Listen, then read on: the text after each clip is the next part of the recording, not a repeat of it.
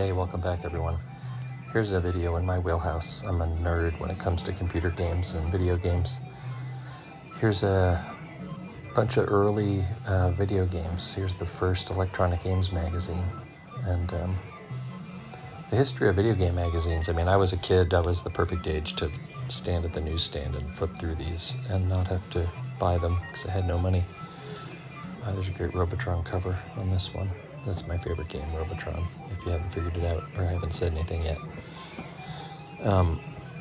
But yeah, computer and video games came out in the UK. I didn't know about that, but when Computer Gaming World and Electronic Games came out here, and then Video Game Magazine came out, it was right after the home video magazines were starting to dwindle, and so some of those converted over to video game magazines.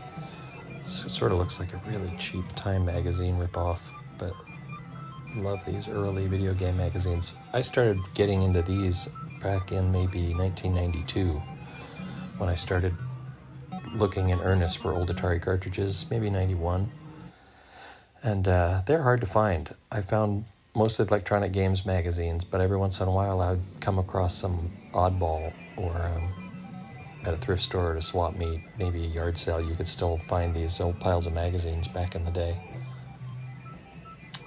Oh, and you can see here sort of some of the industry stuff. Mattel offering a rebate and doubling the ad budget to try to compete with Atari, and I love this cover. This was like sort of like high-end, maybe for adults. Yeah, some of these I don't know much about. I haven't done research on like when did these go away or what was the deal. Electronic Fun magazine. I love this magazine. I grew up in Ann Arbor in the 80s in the arcades. There were many arcades, maybe close to a dozen. So plenty of time spent in the arcade. Did not really have a home system, and none of my friends really had home systems or played them anymore. I was sort of an arcade, I don't want to say a homeless kid, but I spent all my time downtown hanging out, trying to not become friends with the punkers and the guys with 50 piercings and mohawks, and everyone seemed a little bit edgy. Oh, here's Marble's attempt to get in on the game. That's the kid from Little House on the Prairie who I guess was quite an enthusiast. Matthew Leberteau. I don't know what happened to him, but my guess is he still likes video games. It's a great Centipede ad.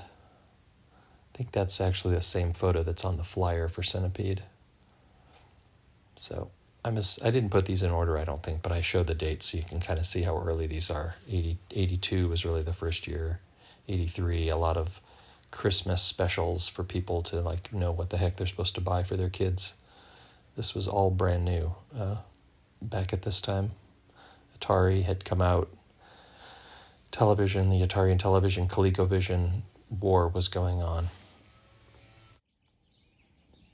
So after the video game crash and the magazine stopped being produced and the games were garbage at this point, and Nintendo had come out, Super Nintendo was about to come out.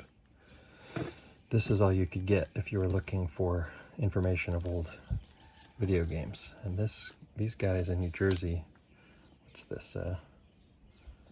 Russ Perry. I'm trying to remember the other guys' names. Oh yeah, Al Bacchial. They kept going up until about issue mid-20s.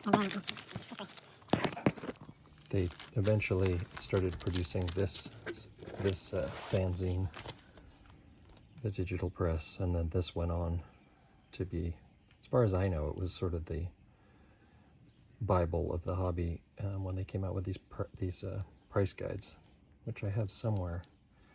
I know I have them all somewhere, but I just don't know where. It works just like a telephone switchboard.